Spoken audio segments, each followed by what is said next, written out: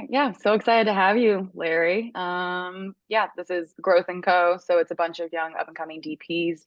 And we do these talks to kind of just like hear, what's been how did you get, where you are now and what advice you have. Yeah, everybody knows that Larry's known for most recently for Joker, just wrapped the sequel to Joker like last month, and then also is the creator of Shot Deck. So yeah, I think we just maybe jump straight in with Joker and Joker 2. Um, with those, you'd worked with Todd Phillips, the director, before on the Hangover series. How did the project for Joker kind of come about? And did you feel you already had this established relationship with Todd, but Joker is very different than the Hangover movies? Was that relationship the same, or did you feel were there any differences creatively because those are such different projects? I think for us it was the same in so much as we had already been building a relationship since 2007. So Yeah. I mean it's basically a 15-year relationship through this last Joker, if not a little longer. And really, like, even though Todd had been telling me about he was writing something for Joker, this was back in 2018. Um, when he showed it to me, outside of the fact that it wasn't a comedy, quote unquote, and it never felt like something that different than what we were doing before. Our philosophy for making movies was always the same. And Todd, as a filmmaker, I always was like, it feels totally in line with Todd's aesthetic and Todd's point of view and all these other things. It's just on paper, it fits a different mold than maybe they were used to with Todd and even myself because of my relationship with Todd and even my other films. But as far as a working relationship, it's such a long relationship now that anything that was any issues we have are just like any couple. It's like it's going to be about history. It's going to be about circumstance. It's not going to be about specificness necessarily, even like pressures or anything like that with the movie. I don't think we had high expectations for Joker for ourselves, but I don't think that led to any of the sort of challenges between us as a team on the first one. Although we did have our challenges, and we definitely had dust ups, and at times the relationship felt like we were tearing at each other a little bit during the movie. But I think that also was a function of it was just a challenging movie to make, and so everyone's stress level at times can be a little high. I think on this last one, I think because we had gone through that on the first, and we actually even talked about it before we went into prep on the new one, I think it made just it's like anything. It's like we didn't go to therapy, but we went through our own therapy to each other before we sort of sat down and said, should we do this again, or should we go our own separate ways?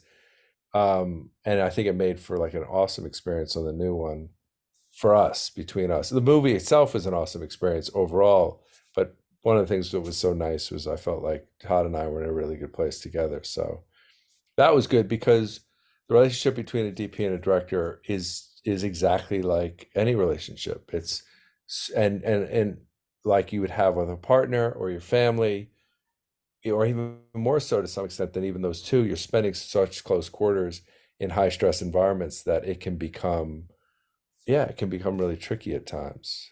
And you have to work so closely and work on the same page in the same direction when you're making a movie. Was there, with moving into the sequel to Joker, was there a lot of pressure to live up to what you guys created with the first one? Yeah, but it's the kind of pressure that you go, how do you deal with the pressure? Because it's like, yes, there's pressure in that. I felt the same pressure on Hangover 2. People have their expectations. The first one was lightning in the bottle. The first Joker was a bit of lightning in the bottle. It's hard to sort of like go, how do you capture lightning in a bottle twice? And at some point, you just have to stop trying to capture lightning, or you can't force it, right? It just has to happen. So, yes, of course, I mean, interestingly enough, Greg Fraser gave me pressure that I didn't even need. Was like, "Hey, how do you do it? It's got to be better. What are you gonna even do?" It was like, stop already. You're another DP. Give me a break. Like, why are you giving me pressure? Like, I already feel pressure. Uh, anyway, so like, yes, of course, I'm certainly aware of other people's expectations for what they want it to be. My own expectations for trying to capture something that was creatively very satisfying, and obviously provided uh, levels of recognition that I had never gotten before. And so much of it's so joyous, like all the award stuff and the award season and all the things I never really thought I'd participate in were amazing and so much fun and filled with joy. So, yes, you think about it, but then you kind of each day you don't think about it. You think about it more globally, when you're thinking about the whole and hoping that it works and people respond to it, and you hope that they find some connection to it in the same way as they found connection to the first one. So, but the making of it was quite great, and in a way better than I expected it to be, because I thought, okay, it's going to be challenging for all those reasons you talked about, but it was Did pretty you great. find after, you were nominated for a million awards for your work on Joker, especially obviously with the prestige of the Oscar nomination, that just, people who don't really know things about the film industry, everybody knows the Oscars. Do you feel like that has changed your career in any way? Do you feel like that recognition has changed the kinds of, scripts that are coming your way, or are certain directors wanting to work with you? I think we've talked in the past about commercial work kind of popped off a little bit more post Oscar nomination because suddenly you're becoming a name that people know.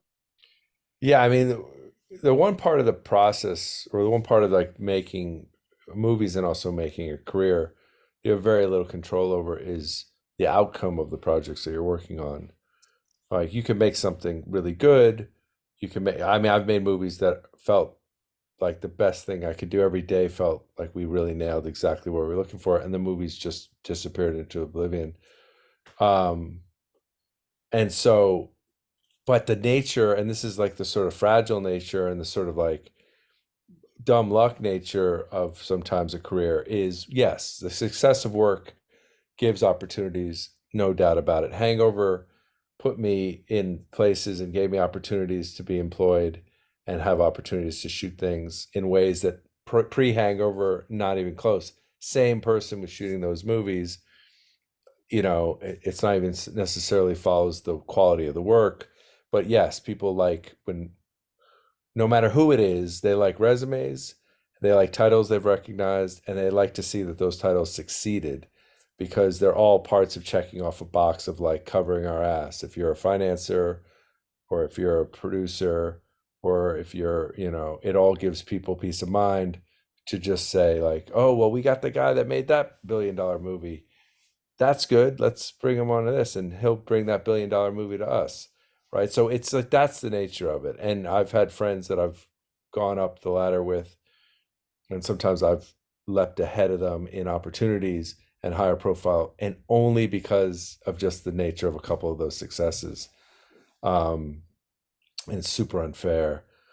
On the Joker front, yes, because prior to that it was like dumb comedies. Now it's like, oh, a movie that's recognized by those sort of higher echelon movies has definitely gotten me some more opportunities to meet on things that are, yeah, I'm now competing against Greg Fraser and Roger Deakins. So in that regard, it sucks because I'm not going to win in those competitions. So it's like, so now I'm like, yes, the movies that I want to get are also ones that they're considered for as well. So yeah, that's part of just like, okay, that's hard to compete against them. Absolutely.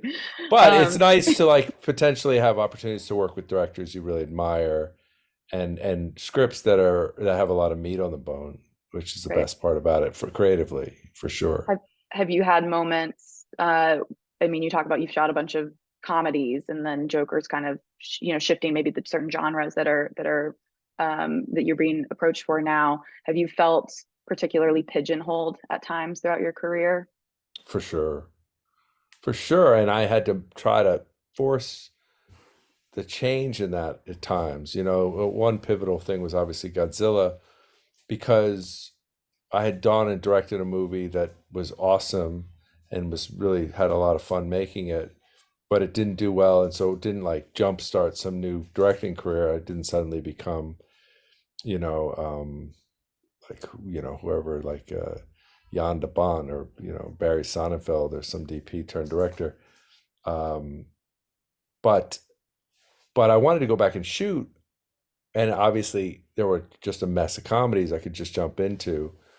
But I felt like, well, in a weird way, it was just in that moment, I felt like, yes, I need the money, I need this stuff, but what else is out there? And I remember my agents were like, well, there's Godzilla, but they're pretty late in the game. I think they've already sort of keyed in on somebody. But we've also brought your name up and they're not interested. And I had done these like pretty extensive reshoots with Gareth Edwards on the first Godzilla, the 2014 one that Seamus McGarvey had done. Um, and I was like, God, that's weird. Like I did those. I know on paper I don't look like a science fiction action, that kind of thing. But I just sort of went then down into the list of credits in that movie. And I was like, well, Mary Parent is the same producer. She was on Godzilla. Cale Boyder, I know him a little bit because we were trying to get something off the ground.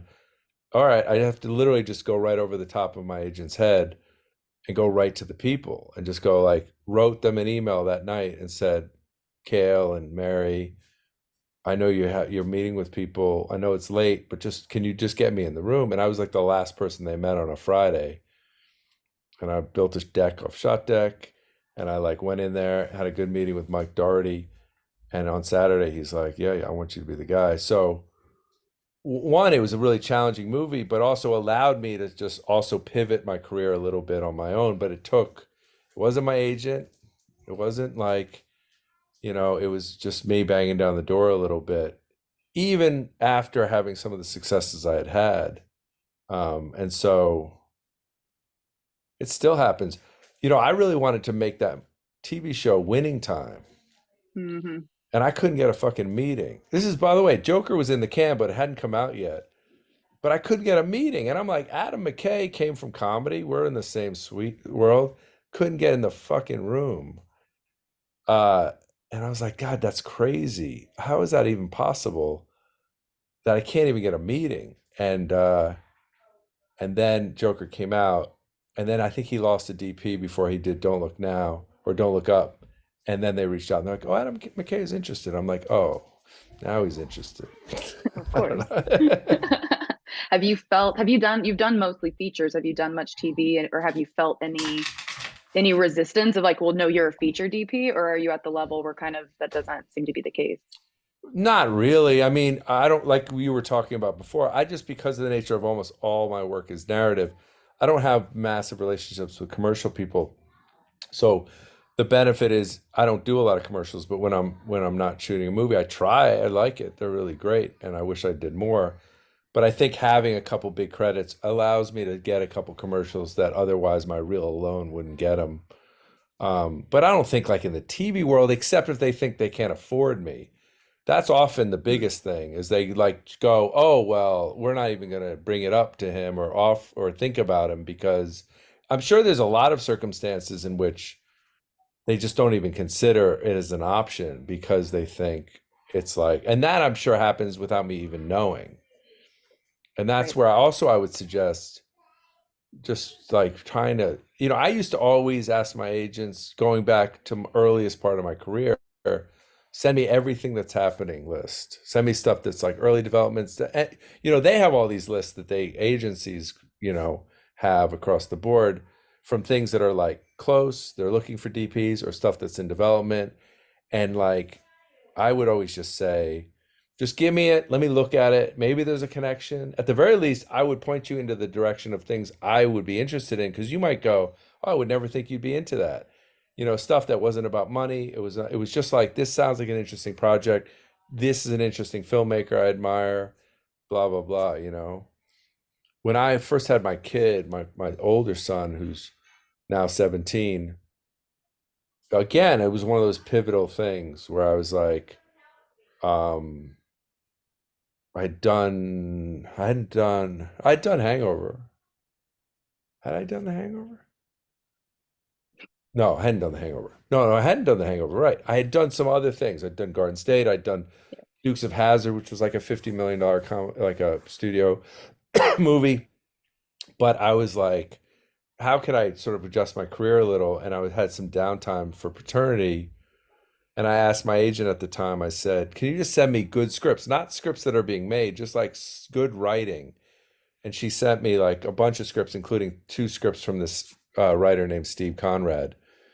And I read those scripts, and he's one of the best writers. He's like a novelist in the way that he writes a script that you can just read just for entertainment. And I was like, I love this writing. I just want to meet him. And we had lunch. There was no agenda. There was nothing. It was just like, I like your writing. I want to meet you. And he was like, listen, I actually am trying to make a movie that I'm trying to direct. And we kept in touch, and we made that movie together. And even though that movie went nowhere, it was such a joyous experience making that movie with him. And in a weird way, it led to Hangover because he knew Todd Phillips. So when Todd was like, "Oh, my DP might not be available. Do you know anybody?" He recommended me. So this one thing by me reaching out to my agents to say, "Send me some good scripts," led to me meeting Steve Conrad, led to me meeting Todd Phillips, led to me doing The Hangover. So I had no agenda except I wanted to read stuff that was felt like it was creative and interesting to me, and that's how it led to that. You were just looking for stuff and people to connect with, and then it just organically grows Just from there. yeah, I just want to read good material, right? I want to Yeah, get good material back in my brain so that I'm not just reading stuff that feels like, whatever it was, whatever I was reading at the time to great. consider. It's why in every step along my career I've gone back and done $1 million movies, $2 million movies, simply because it's like those are also really interesting, and they're a different kind of gear. It's all filmmaking, so that's the same, but the sort of circumstances and the limitations and stuff have always, I think, are really important. Right. So going back to the beginning of your career, classic question, how did you get into cinematography, and what did those early years look like for you? And when kind of at what point did you become, be like, okay, I'm a DP, I'm a Yeah. shooting, that's all I do, the jobs start coming, kind of what did it take? How long did it take to get to that point where you started feeling established as like a feature DP? 11 years, probably 12 years. So I was an economics major in college, but my junior year I took a film survey class called Language of Film at Wesleyan University in Middletown, Connecticut. It has a really good film program, but kind of more theoretical. It delivers a lot of writers and directors versus like technical people like cinematographers and stuff. Although we've had a couple people like Mike White, who created White Lotus, was a schoolmate of mine, and even people like Michael Bay, but also Akiva Goldsman and a lot of filmmakers, Joss Whedon, people like that. I think he's canceled, so maybe we don't talk about him. But anyway, but I got really into film, and I always liked photography, so I helped a couple friends of mine do their senior theses as a cinematographer. That was kind of the first thing I ever did, touching a camera, but really liked it. And then decided in that junior year or so that this is really what I was going to do. I did do a summer internship that same summer at Miramax.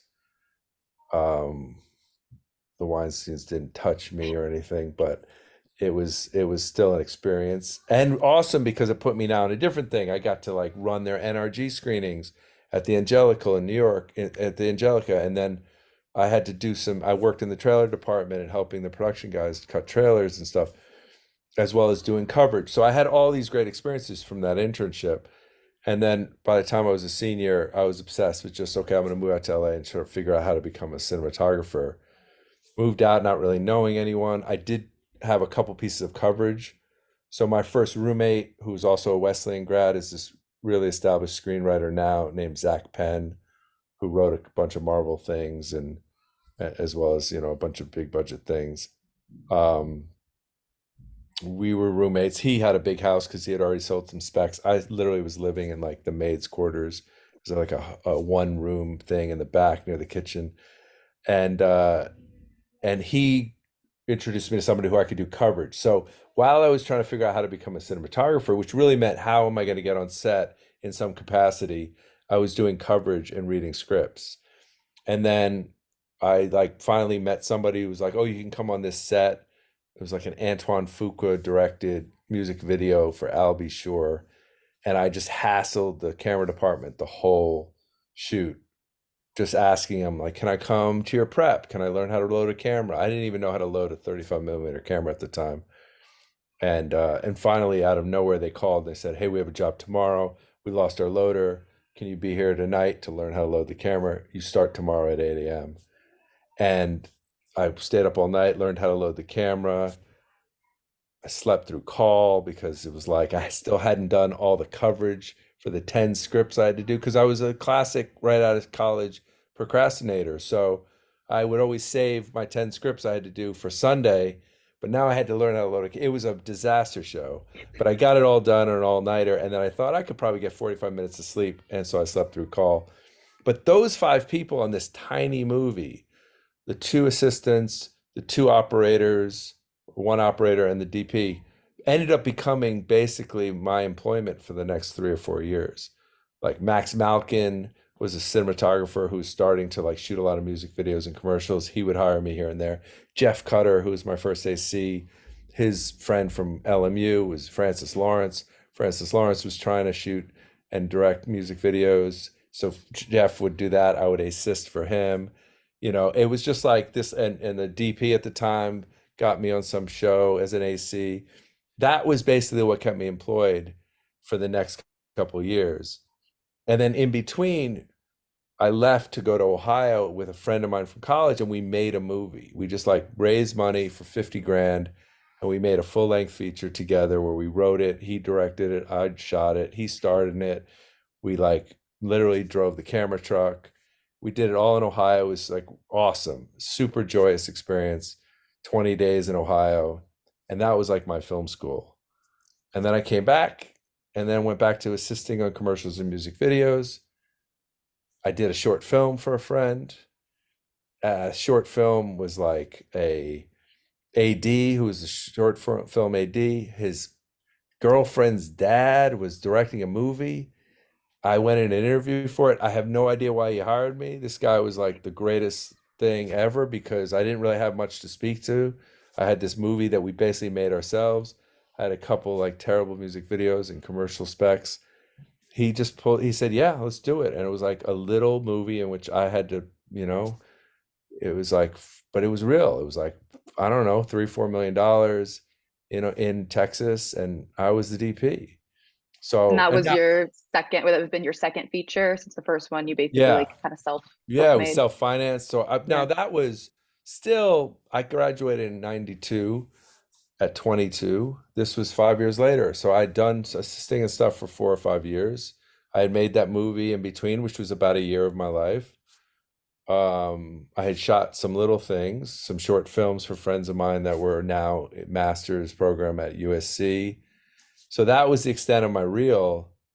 Then this guy gave me that job, which we made in El Paso. The next year we shot another one in called Shark Attack in South Africa. So now I had these two professional movies under my belt, both like B, C plus movies. Not honestly, they didn't really help me get work, except they were like, I'm a professional cinematographer. In a weird way, it was almost like harder the next 3 years because I'm like, well, somebody paid me to make these two movies with movie stars, and like it was a real thing with real pressure and all that. But they didn't get me any sort of like interesting Sundance movie, you know? So then I went through some really lean years where I was assisting a little, but it was in 2000 basically. I was 30 years old, and I was like, I'm not assisting it or shooting anymore or operating anymore. I'm just gonna shoot. And I didn't get anything. I mean, there was nothing that was gonna pay me that year until the end of the year when I got hired to do this movie called Kissing Jessica Stein for $700 a week for 10 weeks. But it was in New York. It was kind of like a Woody Allen type romantic comedy, really good script, and it was great because I was shooting again and making money shooting. But that was literally the only money I made that whole year, $7,000, because I decided I was gonna like just really just get rid of the safety net of even earning a living assisting anymore. And so that was 8 years in, and like I said, I was like a proper adult at 30 years old, and I made $7,000 that year. Uh, Crazy. But the movie had like some traction. Like it came out in theaters, it made a little money in the theaters, which meant people saw it, and it like went to some festivals and did well. And it was finally like a title that people on a resume could at least have heard of. So that led to me getting Garden State, which was in 2000. So that was 10 years in when I got Garden State. And then Garden State was like now could actually be a title people knew or saw in the theater. And and then opportunities started to present themselves. At what point, like, did you feel, obviously, like, I want some advice I've been told is like early on, you just say yes to everything, shoot everything, and then you slowly become more kind of choosy about the project. So with those early features and all the early things you were shooting, would you just kind of say yes to everything? And Yeah, then over yeah. time, like at what point did you start, was it maybe like after Garden State, were you still saying yes to everything, or did that give you enough leverage to suddenly kind of be like, actually, I'm gonna only take projects that I mean, we have no control over our careers, but it's like start trying to shape it in a way by just which projects we say yes to. At what point did you kind of reach that? A little bit after Garden State, but even Okay. then, it was like I tried to guide my career, but I also this is now how I had to earn my living, so I didn't have that much flexibility, you know. Kissing Jessica Stein, I made $700 a week. The same director called me to go do a TV movie in Canada in 2000, right afterwards, like the next year that we made it, and 2001, and I still try to get this off my resume. It's the most embarrassing thing ever. But it was like paying like 4,500 a week. I was like, God damn it. Yes, yes, yes, yes, 5 times. Yes. Like I'll do this. Uh it's literally like a TV movie based on the TV show Facts of Life, which you guys are way too young to even know. I know what Facts of Life is. George Reruns. Clooney, George Clooney was on it. Yeah. And it was like a reunion movie for ABC TV. And it was like they had like a Thanksgiving thing where anyway. But yeah, I said yes to that for sure. It was like real money finally. Um, Even though now I'm trying to get it off IMDb, but those guys are smart. They know when you're Yeah, lying. they will not let you They're remove like the anything. FBI IMDb. They go deep. They're like, we know it was you. You can't lie. Um, Yeah, I think along the way, at every stage, you have opportunities to kind of shape it a little bit. But I wouldn't turn down too many opportunities because I used to always laugh. Like Faden Papamichael is one of my favorite DPs. I think his work is outstanding and always has been. But I used to always joke, like you did Biosphere with like Pauly Shore and Brendan Fraser, whatever like whatever he did back in those early days like didn't hurt his career in the slightest. You know what I mean? Right. It's like they were all parts of him gaining. Like that didn't hurt him from getting Gore Verbinski to hire him on Mouse Hunt, and Gore Verbinski's an incredible judge of talent, and he knew right away this guy knows what he's doing. So rarely do I think something is going to hold you back that you've done. You know what I mean? I think it's also like proving not to yourself but to everyone around that like somebody will professionally pay you to do something and you'll execute it and you'll deliver it and they can trust that the all the mechanics of filmmaking, not just the artistry, you've got under your belt as well. So for sure I think you'll I think I always recognize moments in my like where I had opportunities to say no even when it was scary to say no. There's definitely a moment when like you can't afford to say no, but you say no with the hope that there's something with a yes, because it's not up to you saying yes, it's often them saying yes to you. So it's not in your control anyway, but you sort of go, I'm going to say no to this with the hope that something better is coming out on the other And how do side. you know? How do you choose what is it that makes you sure? Be like, actually, I'm going to pass on this project. Like, do you just kind of go off like a gut instinct, or you have some sort of kind of criteria you look for as to what project is worth it or not? I mean, I've made decisions like that along the way. Like sometimes it was financial things. I remember like there was something I always had done where even early on, I was like, what's a fair rate? Because obviously I wanted to establish. So I got a bunch of budgets. Like I got like 20 budgets. I just asked anybody, line producers, if they would just give me budgets for movies so I could understand the budgeting a little better. Because I had budgeted for the movie we produced, me and my friend out in Ohio. So I was interested already, and the economics major in me was already interested. And I sort of established that like a fair DP rate is like 1% of the budget. And so if like you're making a $2.5 million movie, then the gross that you would pay a DP would be in like 25,000 range. So you go, oh well, how much? And by the way, even Kissing Jessica Stein, I got paid $7,000. The budget was $750,000. So it was actually in line with that 1%. And like Garden State, I got paid 2,500 a week for 10 weeks. Oh, it was exactly in line with 1%. So there was a time in which I was like, it needs to be about 1%, or I'll say no, because I knew one, it was fair for me, but it was also fair for them. I wasn't asking for more than that. I wasn't asking for less. It was like both parties were getting the right deal. And there were a couple times I walked away because they weren't getting to that 1%. And I thought, well, this is now a place where for me to stand on the principle of it. And it was like a Jake Kasdan movie called TV Set. And I would have loved to work with Jake, but I stood my ground there. Another time, I just done this movie Paul, which was really fun and challenging science fiction movie with like a CGI alien with Simon Pegg and Nick Frost are like these guys chasing around, like it's sort of like Close Encounters, ET, like really fun movie to make. Great cast, really good director Greg Mottola, who had done Superbad. And the next, I don't know, 6 months later, I think they were offering me Ted, which was like Seth MacFarlane's movie. And I was like, God, this sounds amazing. I would love to work with Seth MacFarlane, huge fan. He's an obvious talent.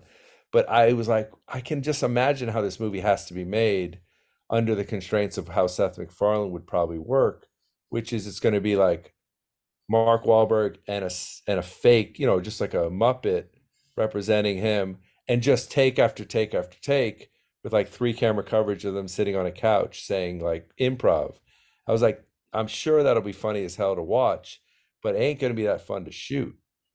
And so I was like, it doesn't feel that like exhilarating to me as a DP. So I turned it down in lieu of another movie which made nothing in the theaters, but was a really great experience and gave me a lot more sort of creative juice. So in that regard, I could have made back-to-back movies that were the biggest R-rated movies of all time. But I'm not sure Ted was going to do anything more for my career than Hangover already had. Right. So Yeah. it was like it wasn't new, so I didn't have to do it for the career aspect. And even though I wanted to work with Seth MacFarlane, I didn't find like the material to feel like it was going to be that fun to shoot. So I've Right. I've turned things down for that as well. Well, pivoting a little bit, but still kind of in this realm, is do you have any tips on whenever you're preparing for, a big shoot, like, day one on Joker, like how do you sleep at night? Or do you have any like, do you just go to bed and wake up refreshed? Or do you like get, anxiety, and has any of that dissipated as you get further in your career? Or is that Yeah. ball of nerves never going anywhere? No, always nervous, but the way I've gotten so two things. I used to do stuff that was unhealthy, and I've tried to only fix that lately, and it's only maybe in the last two movies that I've tried to fix that. I used to have to exhaust myself every Sunday night by staying up late, watching stupid TV that had nothing to do with the movie I was doing, but just sort of exhausting that so I could be so exhausted that I finally could fall asleep. And then it wouldn't matter that I was exhausted when I woke up for call because I was like the adrenaline would get me through it. And then I would sort of but it was like something about being exhausted allowed me not to like get too stressed out about it. Like I almost didn't want to have a full night's sleep. I've tried to fix that recently. That I don't suggest to do. But yes, of course, for every Monday, not just the first Monday, the first shoot day, every Monday felt like, oh, this is like the first day of the shoot again. And it was always filled with a little bit of sense of anxiety. I would say recently the way I've gotten around that, but that's only but probably more of a benefit of like bigger movies is I would really try to schedule with the AD something not only that was like fairly doable on the first day, so we didn't have to worry about missing the day or having too stressful of a day, but also something that we had already sort of pre-lit or I had already done some testing for. So I didn't, it was nothing I had to figure out on the first day big. It was like I had already sort of worked it out and I knew somewhat it was like a day that we could just execute and try to do that for the first day or two. Like on Joker, we had the benefit of it because on the new Joker, because a lot of it was on stage. I could, through the course of prep, I could like have a lot of things ready. So it was like each day we'd sort of talk through enough, but also I'd even been able to pre-light it. So that alleviated a lot of stress for sure. But Right. yeah, that sort of anxiety and that kind of like stress doesn't ever go away. Particularly if I was working with somebody brand new. Then it would be Yeah. right back where it started. Like Todd and Jama, who I did Black Adam with, I had both worked with before.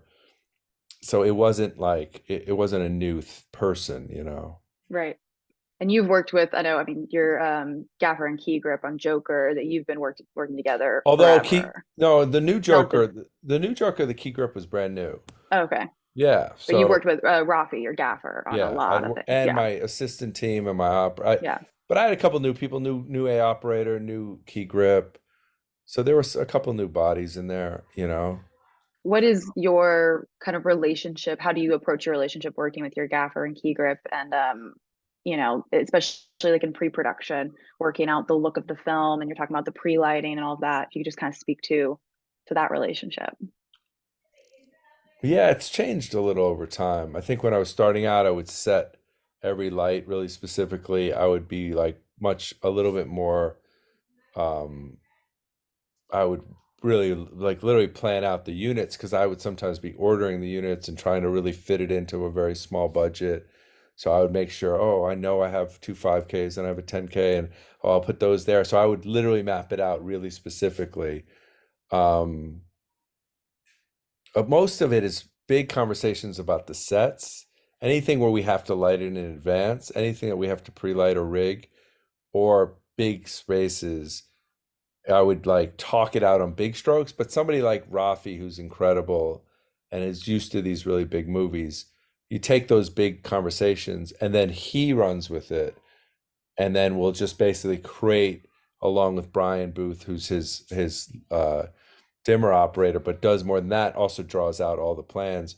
They'll come up and they'll just like present all the units and all the things. And then we'll go back and revisit them and say, oh, well, maybe we need an extra 18K here and all that. But the beautiful thing about one, a little bit of the size of the budgets, but also working with people that are so extraordinary, like the team I had on Joker and in many movies most recently, is they just carry so much of the weight. So you can really, it's the same thing you want to do as a DP to the director, is just carry as much weight so that that's less weight on their shoulders so they can concentrate on directing, right? And or the acting. They carry so much weight, so I can just have a sort of a broader scope of like the big picture creative stuff. So I don't have to worry as much about, oh shit, do I have to put a lamp list in, or they'll even carry the weight of like dealing with having to deal with the budget stuff of their department and only come to me if it's a big thing, a big problem, which is Right. amazing. Yeah. So that, and just are wildly creative. So, you know, they'll pre-light something and show me something that I'm like, all I have to now do is react to it, which is amazing, in that Right. regard. Same thing as I'm trying to do for the director. Right. Yeah.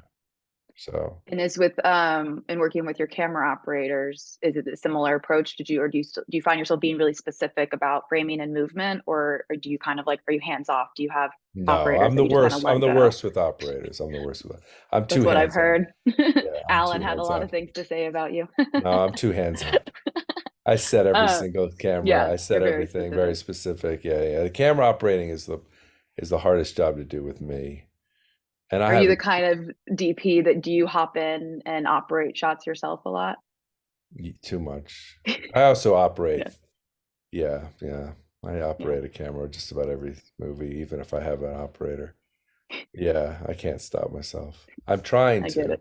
And I have incredible operators that are amazing. I just, yeah, I don't know. Maybe that's the part of it where I have a very specific idea of camera placement, coverage, all those things that you know, that's the part I think about the most. So and if we're even if I have to like we change everything and we do a new idea of what the scene is, it's the part of my brain that can move quite quickly. So usually because then it's a bit of a time against the clock, I just go right into like, okay, here's where we're going to put the two cameras to start, and then the next piece of coverage is going to be here, and we just start ticking it through what's Right. already in my head. But yeah, I'm 'Cause, like, I pretty mean, pretty hands on in that regard. and I feel like, I mean, being like operating is probably my favorite feeling on set. I mean, it's just, you feel invincible sometimes, and you also you're in the scene, you're right on set, you're right in the thick of it. Whereas if you're over at Village, you feel removed. You don't feel like, do you think that you are able to work creatively better when you are behind the camera because you're so in the middle of it versus at Village, it's just so much easier to, I don't know. I've always felt like there's a little bit like you're not on set. You're not, maybe I feel like I can't even connect sometimes with the story as much. When the camera's on your shoulder or in your hands, like I Yeah. feel like you can connect better with what you're doing. Yeah, the problem is because I often now have two cameras, I do everything in the DIT tent, right? Because I operate remotely as much Do as the I wheels. can. Okay. Yeah, so I'll that way I can see both cameras and give notes in real time. We have these Boleros, which are the best headsets you'll ever see, that we've become like just they're like they're more important than the camera. I think we would just make a movie with just our Boleros on and not even have a camera. They're like the best system of communication we've ever seen. So we have 20 between 20 and 30 people on these headsets. So we communicate everything through that. And so yes, I do sometimes, particularly with handheld and other circumstances, will make sure I'm sitting there really close to the actors. But because I'm also in the nature of like changing lighting in real time or dimming things or making adjustments or all these things that, the new technology is allowed for. And because of digital, I want to see that image really precisely. Hmm. I've like been a little bit more on the front of like maybe the way Deacons does, which is off a monitor, remote head, where it's like I can also talk and not disrupt the actors and those kind of things. So it's a little bit more become my style over time. So yeah, Do and you I've find just yourself, yeah. are there moments though where like you've got all of these things going on and you're looking at the light and you're looking at the camera angles, but then you have to like take the time to like rehearse a camera move? Do you find yourself, how do you juggle all of that? Because I feel like sometimes that's the hardest thing about trying to also operate is you have to Yeah. at a certain point be like, I have to just focus on just being an operator for a few minutes. That is just I can't multitask at all, as my wife likes to remind me. But I it's the only thing I can do. And I've just trained myself to do it. And I've also surrounded myself with people that we don't rehearse camera moves on my camera. We just do it in real time. And that's where the headsets and this whole way of working that I've sort of done over the last 5 years has sort of developed, which is because I am mostly spending time with lighting and other things. But then at least the camera that I'm on, if we're doing any camera move, we just do it quietly in real time. And then it's what's exciting and fun about that for me is that's my moment to disappear into the scene fully. Mm-hmm. I have my headset with the sound from the context, and I play it loud. So I really disappear really into the scene as if I'm watching it, as if somebody else is controlling the wheels and my voice and all this stuff, where I start to move the camera like you would a steady cam, either with the dolly or with a crane in real time, and just trying to be as present into the scene as possible. And so I don't try to pre-think it and I don't try to plan it out or even, and it's hard because it takes some time for certainly new dolly grips and crane operators to understand it, but also get on board. Is that yes, we're only going to react to the actors, and any planning we do is just simply to make sure that the camera can get to where we want to go, but in terms of where specifically we're going to be, we're just going to do it in real time as the performance like develops. And So so it's pretty just intuitive in that regard. Yeah, it's pure jazz. It's amazing. like, yeah, it's super fun. And that's when it gets super fun. Like for Joker, for the new Joker, I brought out my crane operator from Georgia just so that he could be there for this. Because he started doing it with me on Godzilla like in 2017. So he's been with me now for 6 years doing it in this very special way. But John Mang, who was my dolly grip on War Dogs, which was in 2014 or so, we hadn't started doing some of this stuff. On this, he's like, okay, so where are the marks? Where's one? Where's two? I'm like, there's no one, there's no two, there's no stop, it's just like there's just do. And he's like, and by the end, it was awesome. And he was not even by the end, by a couple weeks in, but and it was super fun. And now he's got it, and now I have to bring him everywhere because he's incredible. So yeah. Amazing. That's such a unique way of working. Yeah, Um, it's weird and it's special and I by the way, it's like I hope it works. I like it and I hope it's like it makes I think it's a really interesting way to make a movie, but it remains to be seen. Speaking a bit more on Joker, I did have a specific question. If you could talk on your lens choices for Joker, because you do have quite a hefty lens package, Yeah, and kind of talk just those creative yeah. choices.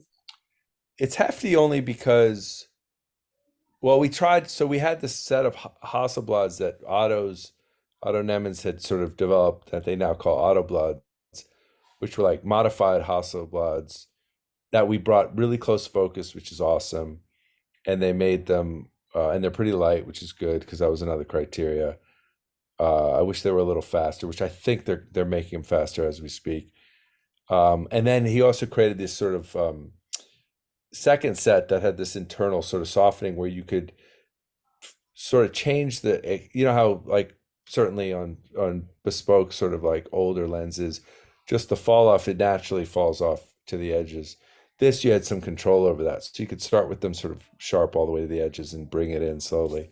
So we had that, which was two sets, so that made the package kind of big. And then I just had same camera lenses primes I had on the first Joker, or at least 7 of those 12 lenses, because they worked out the first time and they had certain characteristics that I just liked. They're a Frankenstein. There's like every manufacturer you can name.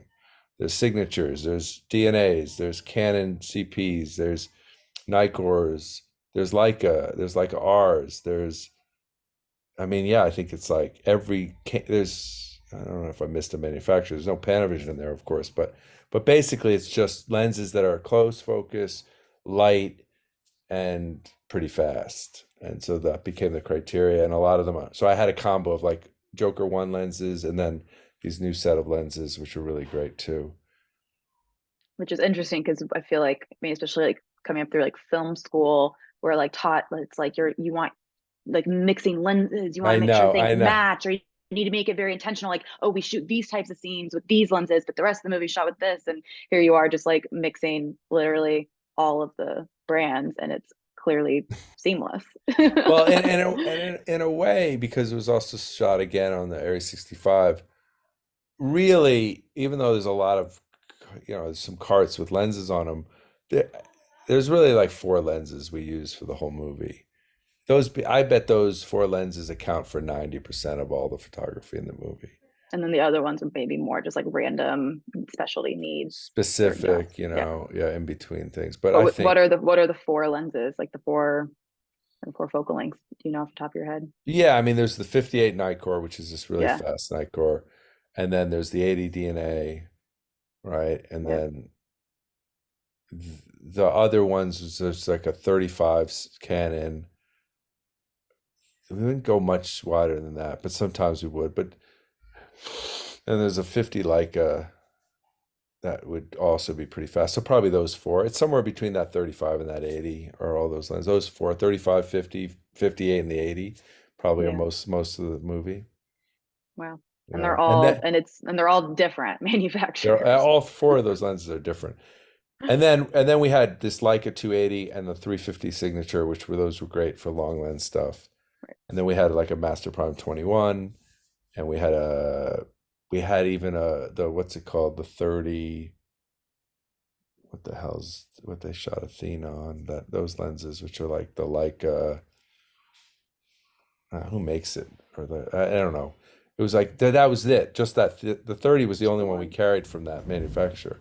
Okay. But just because, again, it was also coverage in Aries 65. The Talias, The thank you. Talias. Yeah. Right. So even that, I mean, it's like lights. It's not, it's in the same brand, but yes, the Talias, thank you. Yeah. Let's skip over. We haven't really talked about shot deck yet, but that's this whole other a part of your career now, this whole other thing you've started. You now have a very successful, very useful company. I mean, how did that whole thing come to be? How long did it take to kind of build, and where do you see it going in the future? Yeah, so that came out of necessity, right? So going back to, I mean, probably pre Garden State, but I do remember very specifically building a pitch deck for Garden State in a very rudimentary way. I mean, this is like 2001, so it's a long time ago, but with just, it would be like a board for sort of general tone of the movie, and it would be, shots from Harold and Maude or some Wes Anderson thing, or whatever this is, and then there would be some tear sheets from maybe some photography, but also other movies for color and tone and composition. And and I remember even when I was in that meeting with Zach Braff, I think he had on the table, like, David Mullen also had a little deck, and so that became something that was just like, oh, part of getting the job. And one of the things I would always do when I first got a script to read and maybe meet on is I would go to the used DVD store and I'd buy a bunch of movies that I thought were in the tone of the thing that I was reading, to grab screen grabs from. And then I would go to Arcana Books and buy like a coffee table book or two of something also that felt like referential or inspirational. And sometimes I wouldn't even use them. Sometimes I would just use them as just, brain sort of, food. But nonetheless, over years of building these little decks with sometimes two, three images from a movie that I rented or bought, I just thought, well, I wish I could keyword these in such a robust way that at the ready I could draw them back up. Because every movie I would start again, I would go, I think I pulled shots from Matchstick Men, or Training Day, or whatever it was. And invariably in my conversations with directors, we would always be like, what's that movie? Whatever that is, we would have some conversation in which we wanted to bring up a scene from a movie or a shot from a movie as a leaping off point. So I knew this was something that I wanted to do. And at times I started at first thinking, could I build it in Lightroom and just do it for myself to organize all these folders of screen grabs? And then I did those reshoots on Godzilla, and Gareth Edwards, that's how he communicated to me. So we had a bunch of scenes we had to do some reshooting on, but we also did some new scenes. And he would just send me, her assistant would send me just a bunch of folders with screen grabs of tonally what he was thinking. So I was like, oh, this is a new director I'm working with. He communicates this way as well. And that was in 2014. And so that right after I did that movie, I was like, I got to do something more substantial with trying to get this idea executed, because I just couldn't stand that nothing like this existed. So that's when I hired or brought in, like, who are now partners with me, a coder, a designer, and then we just started building the site. And it was slow because it was just all my money, and also just I was working a lot during that time. So we would just constantly build it, try different design things until it was like a working beta. And for a long time, it was just beta for like 100 people while we were trying to figure out what to do with it, until 2019 when we opened the beta up. And then it became like we could really see how much people were sort of using it. And it was like, oh, right, which I suspected, but I was like, oh, right, this makes sense that people were very like, oh, I wish this existed before. I can't believe no. So then I was like, okay, now in order for us to scale, we got to turn it into a proper business, because otherwise it was like adding 20,000 shots a year. I was like, how do I get this to 10 million shots? How do I get it to cover basically every movie or at least every movie that you would want references from. So Right. the future is scaling. The future is, adding more things like music videos and maybe commercials eventually, and then clips Because you and have people like every like hand like tagged of everything, right? Are you yeah, guys you or we have you some guys AI. We have some okay, AI, yeah. but we didn't start with AI because every AI tool that was built or we tried to do, we felt like the tagging was really rudimentary and wasn't sufficient. It certainly wasn't bespoke like our tagging is. And so we started with just manual. We still do a lot of it manual, but we also are starting to basically we picked off categories that we thought we could successfully do, and we now do it with AI, but we also still QC it with humans, and then we keep knocking off categories like every month or two to try to get more and more categories that we can successfully do with AI. But Right. we still haven't had AI just like attack it without us looking at it with human eyes. We still do our humans as a backup. Because with AI, I can get to 85, 86%, but for us to get a little more accurate is our goal. Yeah. Right. Because I mean the sheer amount of tags, the specificity of it is incredible. It's like the thing that Yeah. really sets it apart. Just make it's been such a it's just so easy to use that way. Yeah. And of course, I have lists of things I want it to be going back to 7 years now that we still haven't accomplished. So the Mhm. dream of it is for it to, it's way more vast than even we're able to do yet, but we still have meetings every day in which we keep prioritizing the next steps. We'll have an app within a month. We have similar, other tools and stuff within the site that'll come out in the next couple months, and then starting to expand things that also just involve a lot more coordination, with the Right. studios and other things like that. Yeah. What has been your perspective on, I mean, technology has really changed our industry over the past few years, everything from, LED lighting and, you went from the film to digital cameras, but then now everybody's talking about AI. Do you see that being a tool that we utilize? Do you see like how do you see that folding into our work as cinematographers, or is there any other kind of tech that you're seeing that you think is going to start changing things up? I mean, what I've seen, and I haven't played with it that much. Like I need an assistant just to teach me all the chat GBT prompts. But I'm fascinated with it, even though I think it's scary. What I've seen it do in things like editing, voice recognition, even just like taking something and transcribing it, taking an image and color correcting it to look like something else and then match color correcting it. Some things in the color correcting end I think are transformative in ways that will happen within the next 6 to 12 months. I think the things that are cool in terms of like what is it, Mid Journey or whatever they Hmm. call, and like in Dolly and all that, in terms of just creating fantastical sort of like imaginative imagery is awesome. Um, how will that, like, could you deliver a log image that just the freaking creative director in an ad did and not a DP, and like turn it into something glorious? Maybe. And that's where it's scary. And I think that's some of the things that are scary to like, and what we discuss in, I'm an ASC board member and we talk about that and ways in which I think it's always difficult to legislate or force technology to stop. So I think it's hard to stop something from existing simply because of the fear that it'll like you'll lose jobs. I think there hasn't been a lot of examples of that except with things like cloning, which we've kind of put the skids on, um, and some other genetic modification things. But I think in the creative realm, it's going to be hard to stop this train a little bit. So I think it's going to be a little bit more of an adaptive thing. Um, I'm not scared of it, but maybe because I'm already 53 and I've done some things.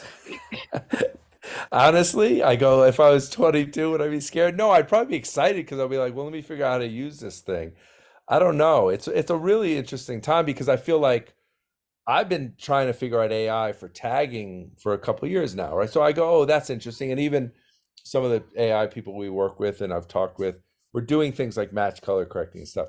But something about these last, 5 months with ChatGPT, and then all the sort of spores of it that allow you to use it to like, or just sort of open AI sort of format.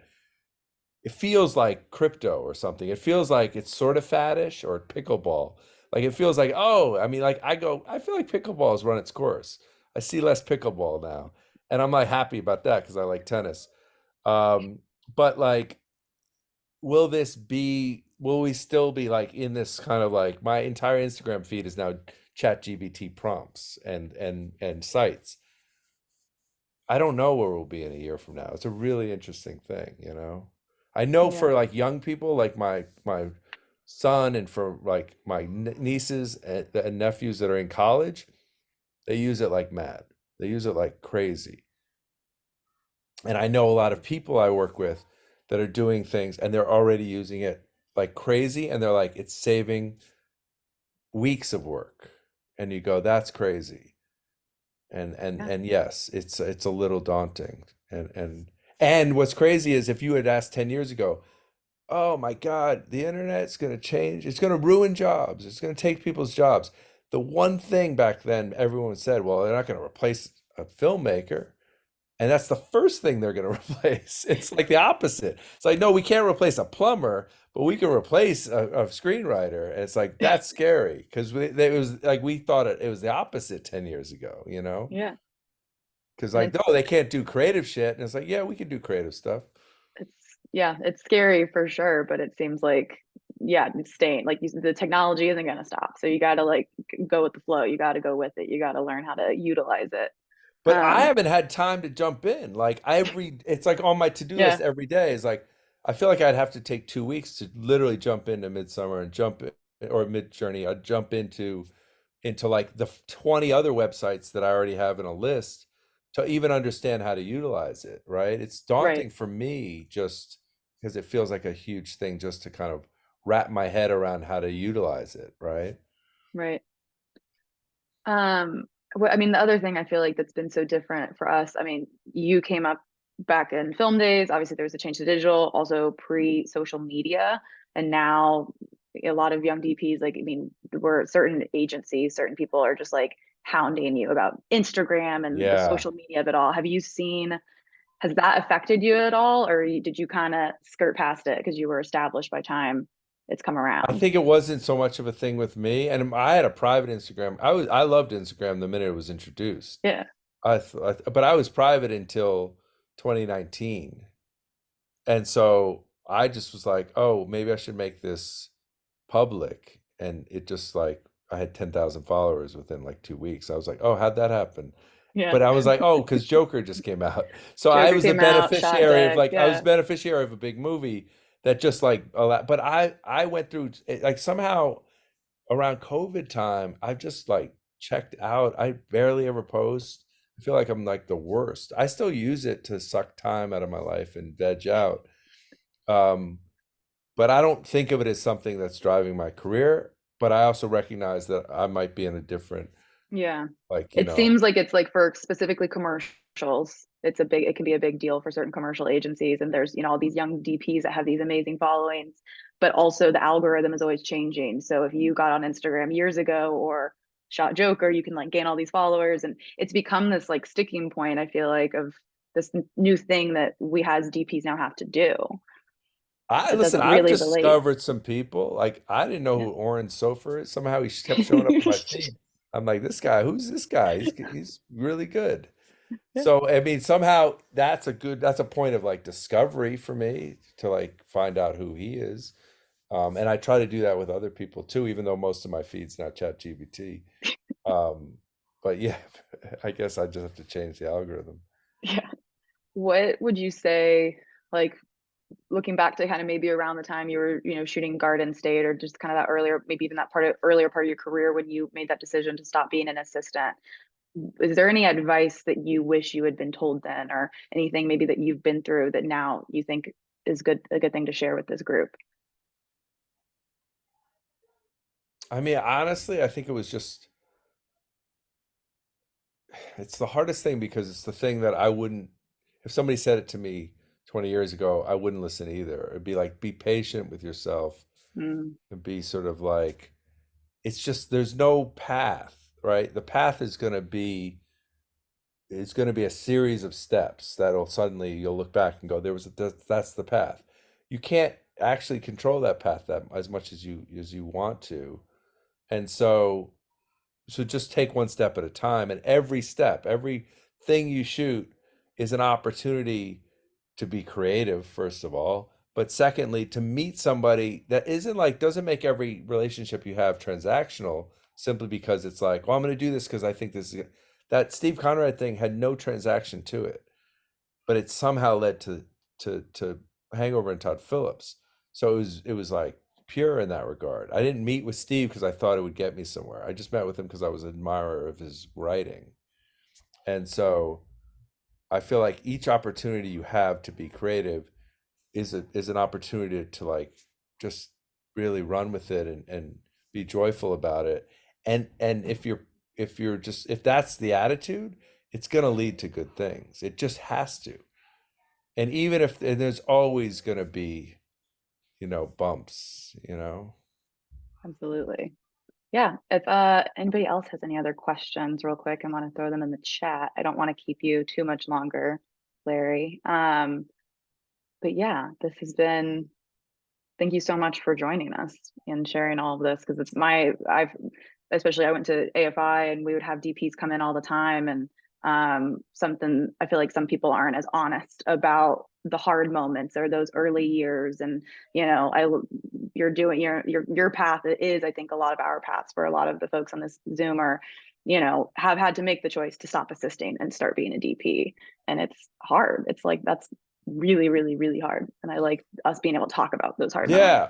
Well, and also like one thing we didn't talk about, but it's also important is like your path is always going to be different than somebody next to you. Hmm. Meaning there was always somebody who I was like, God, how'd they get that opportunity? Or how, oh my God, I wish we started in the same place. How did they get this? Or whatever it might be. Um, or even a director that gets an opportunity where you're like, I had a director I did a short film for that was like still one of the best things on my reel. And he just suddenly had the opportunity to go make like a $5 million movie.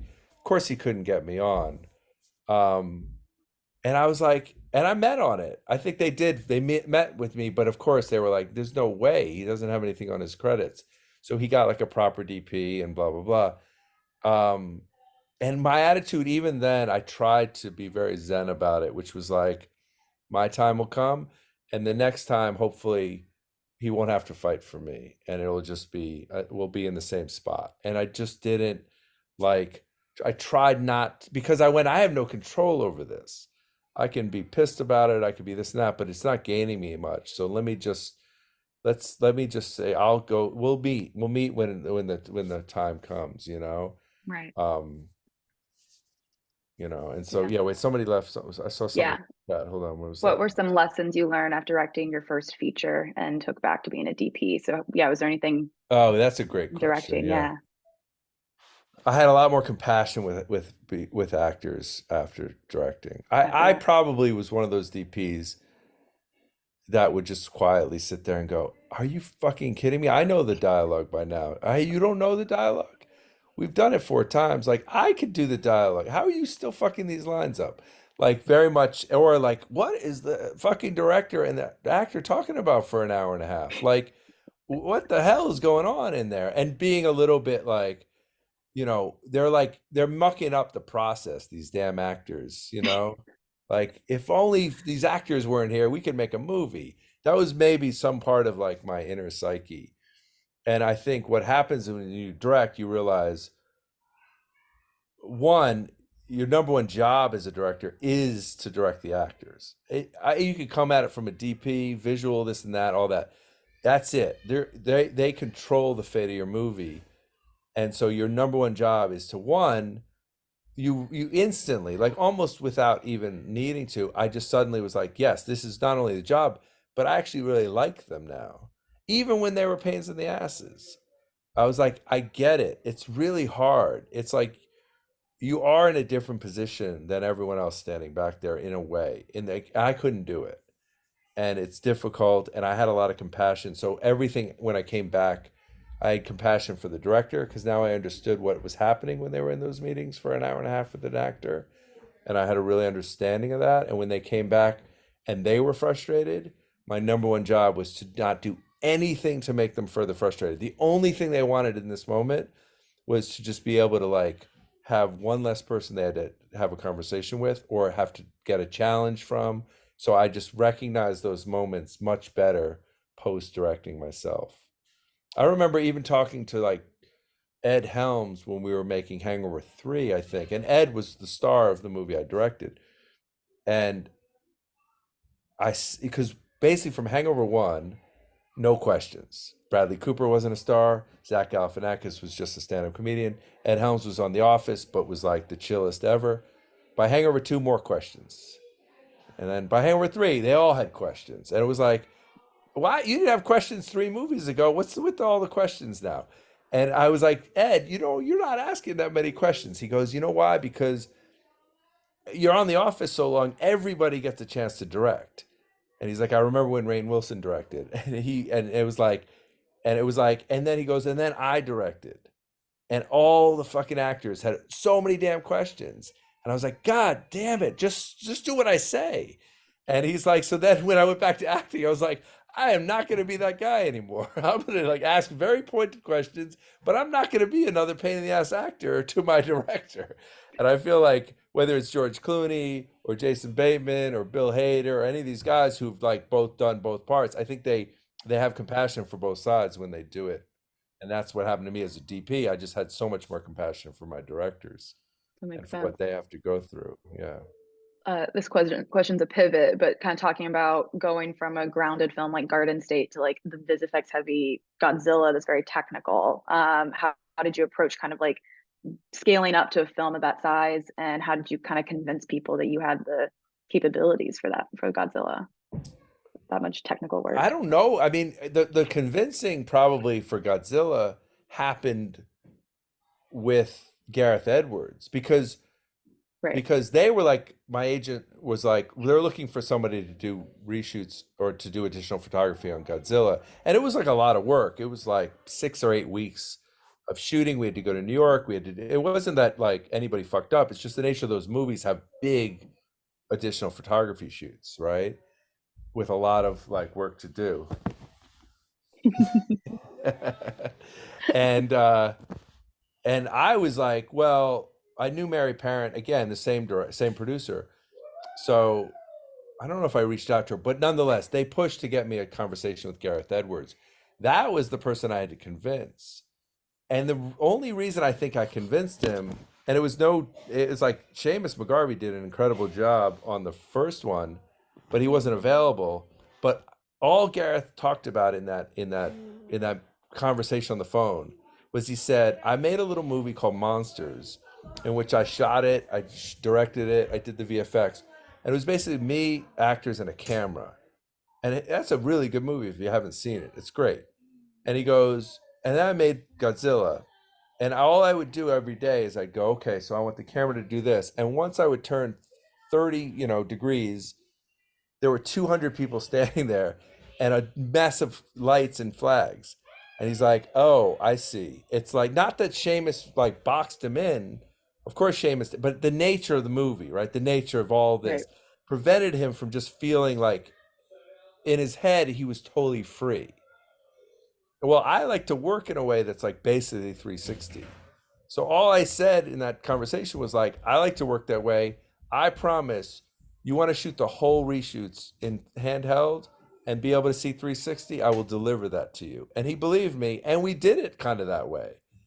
And although he went right back to hire Greg Fraser, and I haven't worked with him since, it was at least like that was the convincing, because in his mind it's like, well, you're a DP, you've done enough movies of some blue screen's blue screen. That wasn't the person I had to convince.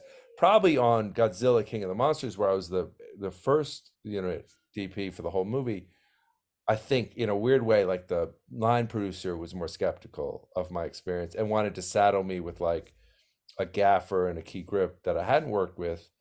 like that was the equivalent of like not believing fully in me and like giving me some backup in the form of crew. Okay. But And so but you ended up working with the line producers, Gaffer and Key Grip, like his I mean, recommendations, or did you get to bring there were those big guys. Like established? one Yeah. was somebody I'd worked with on the movie I shot, which was my gaffer. I mean, the movie I directed, which is the gaffer on that movie, Dan Cornwell, who does huge movies in Atlanta. So it was, he did all the Guardians movies and a bunch of other things. So he's already massive. So I knew him. But my key grip was this guy Les Tomito who had done the last three Jurassic Parks and all this stuff. So he was really big, and that was like somebody who could give them peace of mind, Right. right? Right. That makes But sense. ultimately, Mike Doherty was mostly just interested in telling like a really human story in the midst of this bigger world.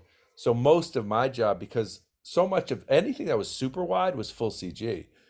I'm just dealing with Millie Bobby Brown and and Vera Farmiga and mostly we shot a lot of it handheld. So it was just like it felt like no different than any other movie. No movie I've shot feels different than a $2 million movie. They all feel exactly the same. What For would you say? Let's see. Yeah, what challenges did you face on your first studio film, and how kind of politics, from like the going from indies to politics, studio? Yeah. just the nature of the beast. It wasn't even like prep or figuring out how to shoot it or where lights go. It was just like the big politics of it. And is that, I'm assuming, bigger the budget, the more the politics, or does it really come down to who the producing Well, team is? talk about like somebody not wanting to hire you. So I had done this movie in Mexico with these guys, these awesome guys, Broken Lizard, they're like a comedy troupe, and we made a movie called Club Dread in Mexico. Did not go great.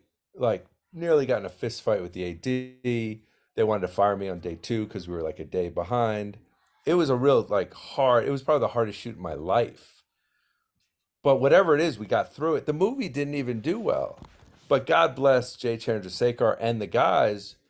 Jay was directing Godzilla, I mean Dukes of Hazzard like a year later. And he's like, I want this guy to shoot. And they're like, not a chance. And I said, don't worry about it. Don't hire me. And Jay was like, no, I want you. And he just kept saying, and they go, okay, but he's got to shoot this screen test with Daisy Dukes. It was like Jessica Simpson, Elizabeth Banks, and some other really cool actor. And I was like, no, I'm going on vacation next week. I'm not even available. Well, that should have ended the conversation. They got a proper DP to do the test. The test went swimmingly. They hired Jessica Simpson. Jay goes, I still want that guy. They go, you mean the guy who wasn't available? And he's like, yeah, that guy. And so he just kept pushing. And then I was like, okay, I'll do it. And then they were like, the movie in the pre-production was just fraught with all kinds of things. Like, I just get my note. what's that? The note that the tooth fairy gave me. Where is the note that the tooth fairy Up gave you? here. Oh, you can get it, baby. Thanks. And the transport coordinator got fired. And then the line producer got fired. And I remember the AD, who was way experienced, he's like, well, you're next. He goes, because it's either you or me, and it's not me. And it was like, it was just like, watch your back, because anything, if we had missed a day, or it would have been like toast. So that was my number one thing on that movie was just like, make sure we make our days, make sure like everything's buttoned up, and really like, it was never about the work, you know. It was Yeah. always about this, like, okay, it's a $50 million corporation that, at least for the time we're shooting it, you're really, in large part in charge of. And so be on your toes. Right. Absolutely. One more question. Very yeah, this is work-life balance. I mean, that is one Right. that's like the hardest thing. So, you know, you've got you're shooting Joker, you've got Shot Deck, you have kids, you have family. What are your tips, tricks, thoughts on all of that? It's so hard, right? Because early days, you're gonna say yes to everything, and you're gonna give up as much as you can in just try to get to a place where you could say no and have those opportunities. I'm divorced. I've got an ex-wife and alimony and all that, and a son who's 17. that early part when I was sort of the hangovers and the things and all those things, yeah, they suffered, obviously. I'm trying to do better on this second round, and I think I am. But they're coming with me to set, which they didn't used to do before, to a location. But that gets harder when they get in school. It's really hard. It's the hardest thing. I think we tried like on the new Joker and on the other one, and it's just shortest days possible, because that's your best opportunity. Is if the days can be short, you got a real fighting chance at having time with your family to see them while you're making a movie. Otherwise, it's like Right. I would just give up my life until the movie was over. Then I'd come back and I'd be like human for a week of vacation. And then I'd spend 3 weeks or 4 weeks or 5 months being anxious about when the next movie was coming. And I wouldn't enjoy that time The time fully off. while I was there. Yeah. So that's the hardest part. And that's the part I'm trying to do better with, for sure. Do you have, I mean, obviously, like for Joker, I know you guys were trying to keep it to 10-hour days Yeah. and then 5 days a week. Obviously, there was some Saturday work and other, extenuating circumstances. Do you push, like, do you try to like be like, no, we need to keep it to 10 unless, there's those certain days where you don't? Like, is that We something don't that we you don't fight try to for? we don't try to write it in stone. I just think between me and the AD, I think like my responsibility is if I can do as many things as quickly as possible, then the days will just by proxy become shorter. At the end of the day, like if the director wants to do 100 takes, I'm not going to be able to control that, right? Right. But I think the directors I've worked with have been, try to be compassionate towards that. You're still going to have days that are going to go a little long, but you try to keep those minimal. We had super reasonable days on the last Joker, and I think it allowed my life living in LA while making a movie to feel much more human. Right. But I could still do better. Trust. Yeah. It's like It's crazy the difference in like 5 days a week, 12-hour days versus 10-hour days. It actually makes a huge massive. difference, Well, those because extra it's hours. still like you're going to show up a half an hour before, or even longer for Mm-hmm. lunch, breakfast. It's just like the travel time. It's like our short days are still 50% longer than like, 9 to 5 job at a bank. You know what I mean? Right. Or not even a bank. That would be shorter. Well, thank you so much for hanging out with us. My pleasure. Yeah, You this were has just great, been wonderful. Allie. Good Oh, thank questions. you. Thank you. And a lot of these come from